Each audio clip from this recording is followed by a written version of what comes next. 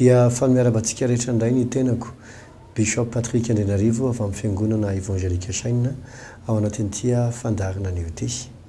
Mino fa nasoanao ny fandarantsika hatramin'izay ary nanasa ny namana sy ny fianakaviana ianao ny olom-pantatra mba hanaraka ny fandarantsika izany. Amin'ity an'io ity dia tena mafy ahako satria tonga ny fotoana ny volana May izay hanomboantsika amin'izay fotoana lehibe dia lehibe isakarivo mandritra n'ity volana May ity miaraka amin'ny fiangonana Chaine izany. Izany hoe manomboka talata, larobia, lakamisy. Isaky ny talata sy larobia sy lakamisy arivo amin'ny 5 ora sasany mandritra ny volana May. Rehefa talata, larobia, lakamisy isakarivo mandritra ny ray volana May ity dia analoha hevitra lehibe tsika izay ho resahantsika mitondra lohateny hoe avelao adidiko izay rehetra ilainao. Avy ao boky mpitsara toko 7 ka 20 no milaza an'izany hoe avelao adidiko izay rehetra ilainao. Na inona mety zavatra ilainao, Andriamanitra vonona hiadidy anao. Izay fitombavaka izay moa dia tsy am'raika sy andona lakely. Raha tonga ianao ka eny amin'ny faritra Tanjombato, na eny Tanjombato koa no mahazatra anao, na eny koa no irenao andehanana, eny Tanjombatonay dia tsy amin'ny hariva fa amin'ny atoandro. Rehefa talata amin'ny 12 sasany, dia ny alarobia amin'ny 2 sasany indray, dia ny zoma amin'ny 12 sasany. Izany hoe ny talata sy ny zoma dia amin'ny 12 sasany, fa ny alarobia kosa dia amin'ny 2 ora sy sasany. Amin'ny fiangonana Chaine eny Tanjombato izany. Manasantsika rehetra ho avy fa tena asoa dia asoa anao ity fotoana ity satria ahitan'Andriamanitra tokoa ianao hiditra tsehatra amin'ny fiainanao hikarakaranao, hiadidy anao. Mety ozy ianao efa hatramin'izay mivavaka foana fotrany hoe tsy hitako mihitsy ahoany fotrany efa hatramin'izay mbola kely nanana problème tsy hitako hoe lasa aiza koa mba nianatra ihany nanao an'izao ihany fotrany hoe tsy haiko hoe ahoana. Fa tonga ny fotoana hiadidian'Andriamanitra anao, hikarakaran'Andriamanitra anao. Mety koa angamba tena nanana olana tokoa ianao efa hatramin'ny ela ary mety hatramin'ny mbola kely, mety maty ny ray aman-dreninao, na mety maty ny rainao, na mety tsy fantatro hoe mety zavatra nitranga. Fa akatantara kely anankiray ato anaty baiboly ampisehoko aminao androany hoe Andriamanitra rehefa tonga izay ny fotoana hiadidiananao, tena tsy azony sara tsy ana mihitsy atraizany alehibe ny fiasany fa mahay manao mihoatra no zeveritsika sangatantsika Andriamanitra. Andeha maka teny Andriamanitra tsika atao amin'ny bokin'ny Samuela faharoa toko 7 ka ny 1 hatramin'ny 7. Vakitsika amin'ny anaran'i Jesosy. Ny nataon'i Davida tamin'ny Mefiboseta. Ary Davida mbola misy sisa ihany va tamingany Saoly mba hasiako soa no ny amin'ny Jonatana. Ary nisy mpanompo ny fianakavian'i Saoly, Ziba no anarany. Ary nantsonaka any amin'ny Davida izy ka hoy ny mpanjaka taminy, ianao moa ny Ziba? Ary hoy izy, izao mpanomponao no izy. Ary hoy ny mpanjaka, mbola misy sisa ihany va tamingany Saoly mba hasiako soa araka ny fanaon'Andriamanitra. Dia hoy Ziba tamin'ny mpanjaka, mbola misy zanakalahy ny Jonatana iray ao nefa malemy tongotra izy. Ary hoy ny mpanjaka taminy, aiza nefa izy? Dia hoy Ziba tamin'ny mpanjaka, indro izy ao an-trano Makira, zanaky Amiela ao Lodebara. Ary Davida mpanjaka naniraka Hakazy tao an-trano Makira, zanaky Amiela tao Lodebara. Ary noho ny tonga tao amin'ny Davida Mefiboseta zanaky Jonatana, zanaky Saoly, dia nakoa ka nitsaoka azy izy. Ary hoy Davida, Mefiboseta. Dia hoy izy, ity ny mpanomponao. Ary hoy Davida taminy, aza matahotra fa asiako soa tokoa ianao noho ny amin'ny Jonatana rainao, ary ampodiako anao ny tany rehetra izay an'ny Saoly rainao, ary ianao hihinana eo amin'ny latabatra mandrakariva. Dia nakoa ankizy ka nanao hoe, zinona moa ao mpanomponao izay toy ny alika maty no mba jerenao.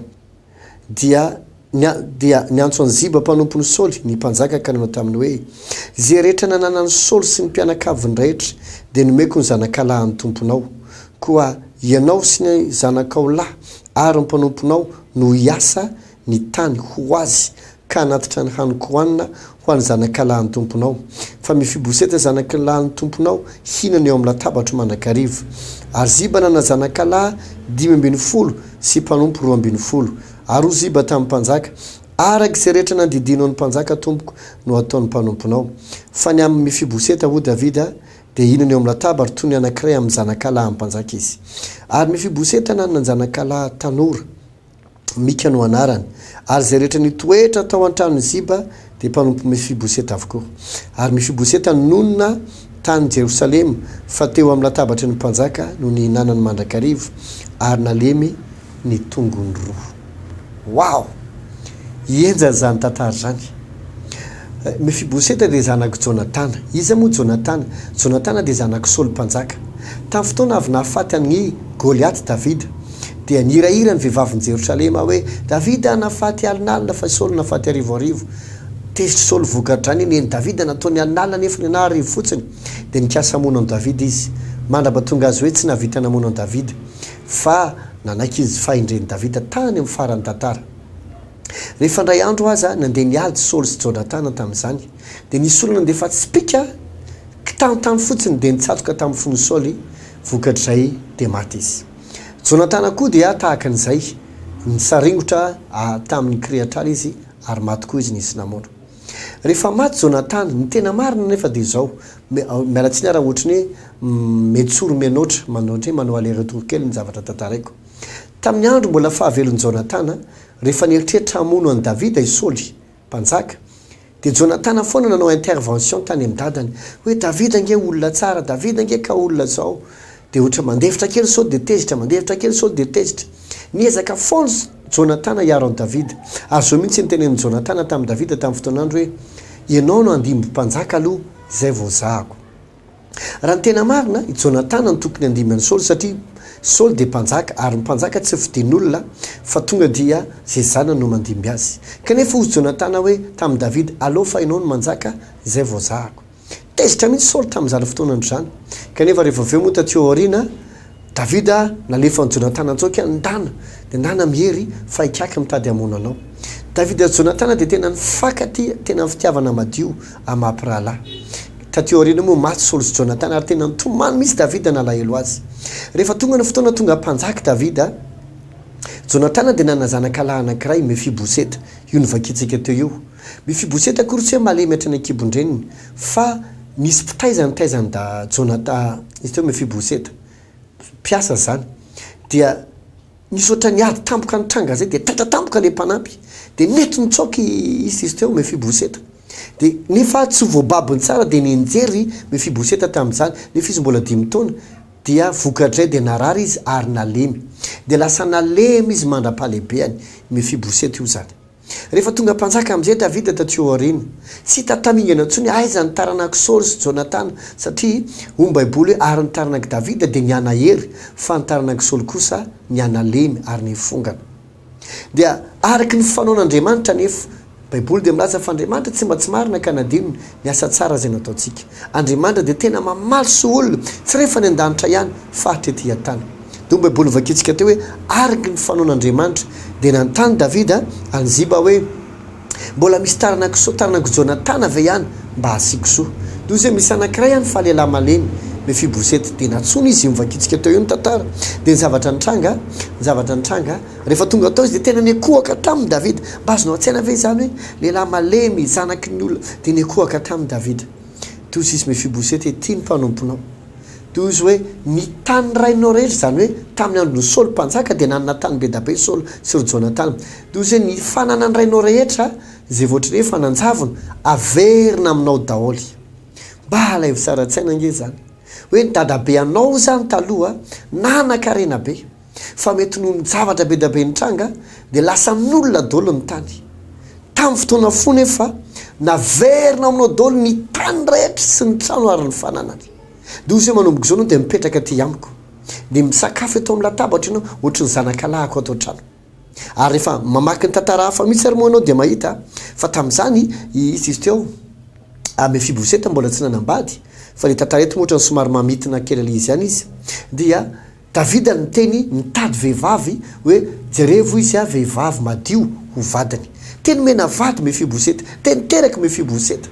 Dia Mefiboseta ty nefa izy malemy dia niteneny Ziba hoe satria ianao mpanompo Saoly tamin'ny fotoanandro, ianao sy ny zanako lahy rehetra amboleo daholo ny tany Jonatana dia atero ty aminy vokatra. Mba azonao an-tsaina ve ny fananana ny verina taminao, ny tany, ny trano. Misy olona koa miasa ho anao ary ianao tsy mandony karama, ianao koa miara-mipetraka amin'ny mpanjaka. Zay ny teneniko anao hoe tena nanana olana be ny dadanao maty ohatran'ny Mefiboseta ohatra. Ny dadabe any mpanjaka nefa tena fongana ny fananana rehetrarehetra. Zany tao anaty fotoana fo tena rava fiainana mihitsy ny taranaka Saoly ary tsisy mingana niangana na ray azy fa rehefa tonga nefa ny fotoan'andriamanitra hoe hikarakara amin'izay andriamanitra araky ny fanaon'andriamanitra ozy izy zay tsara le verset nivakitsika teo hozy davida hoe araky ny foan'andriamanitra ny nasiana soa azy tena ngezabe za mifehezateny davida zany midika zany fa andriamanitra tena vonina hikarakaratsika zanantsika azadio fa mpanjaka ny mpanjaka andriamanitra ary araka ny teneniko tamin'ny fandarana farina sendra nanaraka ianao do ia hoe isika no mpanjaka manjaka ny fanjakan'andriamanitra ary ny raintsika dia andriamanitra io zany no mpanjaka ny mpanjaka dia isika manjaka ao amin'le fanjakan'andriamanitra tsy miresaka gouvernement tety tany fa ao anatin'ny fanjakan'andriamanitra nyresahako dia jesosy no mpanjaka ny mpanjaka dia zavatra mitranga dia zao rehefa nikarakara amin'izay ny mpanjaka dia jerevo tsara ny fomba hikaraka satria taranaka mpanjaka Mefiboseta dia jerevo ny zavatra nitranga fa ny fananana rehetra zay tokony ho azo nomena azy zavatra rehetra ny ilainy nomena azy hatramin'ny vady ny zanaka olona miasa ho azy tena hoe nolaniny tamin'ny fiadanina ny andro ny sisa rehetra raha Mefiboseta ny asa ahoana moa fomba amboleny amin'ny tany be dabe ahoana ny fomba zahon'ny fanana nefa dadan'izay efa mpanjaka efa maty ary faible dolo ny tateorina rehetrarehetra efa lasa n'olona dolo ny fananana rehetra tena hoe tena tsy possible zany hiverena ny fiainanao am'loniny amin'izany fa hoe rehefa andriamanitra niditra tsehatra na mangy ny fony davida mpanjaka le lehilahy fariny ambony teo amin'ny Israely ny fananany rehetra niverina taminy tena mamelahy tena anao amin'ny fahasahiana sy amin'ny finoana andriamanitra koa afaka mamerina ny taninao ny tranonao nizaniza nakazy ninona fomba nakany azy mety teny olona hoe resao zay resanao fi tsy miverina ntsony zao andriamanitra zao dia andriamanitra ny olombelona azon'andriamanitra tsoany eny amin'ny vavoriny ny fofona iny dia vita azon'andriamanitra avily ny fisainany afaka manao zay tiany ataony izy na ny an-danitra na ety an-tany ny minitra anao mameran'andriamanitra hiadidy anao hiasa amin'ny fiainanao ahita zavatra mbola tsy fahitanao mihitsy ianao ary ahita famerenana amin'lohany fitahina lisy resaka restauration fotsiny ny fananana fa hatramin'ny hoe tokantrano nomena azy iza moa ny vehivavy endretinao hoe hanambady lehilahy malemy zany nge tsy hoe tovylamba tsara tarehina tsy fantatro fa lehilahy malemy sady sahirina mipetraka aman'olona dia lasa nangalana vady ho azy manokana azany tsy olona tsotsotra na ny avadiny zany hoe zay mba hitahita fa hitanao fa efa malemy ihany izy no mpanjaka ny mandidy ary vehivavy madio sady tsara no nomena Mefiboseta tenteraka taminy dia jerevo ny fananany sy ny teneniko anao mety eritreritry ianao zo fiainako zao ve dia mbola lasa lavitra ntsony za hatra mbola kely no zao nataony prêt-à-portamo ndray aman-dreniko tsy eo ntsony na za tahaka an'izao sy tahaka an'izao andriamanitra tena volona hiadidy anao ary hikarakara anao mampirisika anao ao avy manomboka talata fa 3 ny volana May manomboka isanisana andro tranandro la izy talatalbilakamisy mandritra ny volana May 3 May 4 5 dia avy indray 10 11 12 dia avy indray 17 18 19 dia avy indray 24 25 26 volana May eo amin'ny raiky sandonana kely amin'ny 5 sasany arivo ny tanjom-bato indray dia manomboka tsy ny talata 3 zao fa ny talata le 10 no manomboka zany hoe talata 10 dia avy eo azafady talata 10 dia larobia 11 dia lakamisinay ntisy teo zoma 13 dia ohatreratratrany talata larobia zoma talata larobia zoma atranatrantrany eny amin'ny fotoana eny tanjom-bato ny tanjom-bato dia ny talata amin'ny 12 sasany larobia amin'ny 2 sasany dia ny zoma amin'ny 12 sasany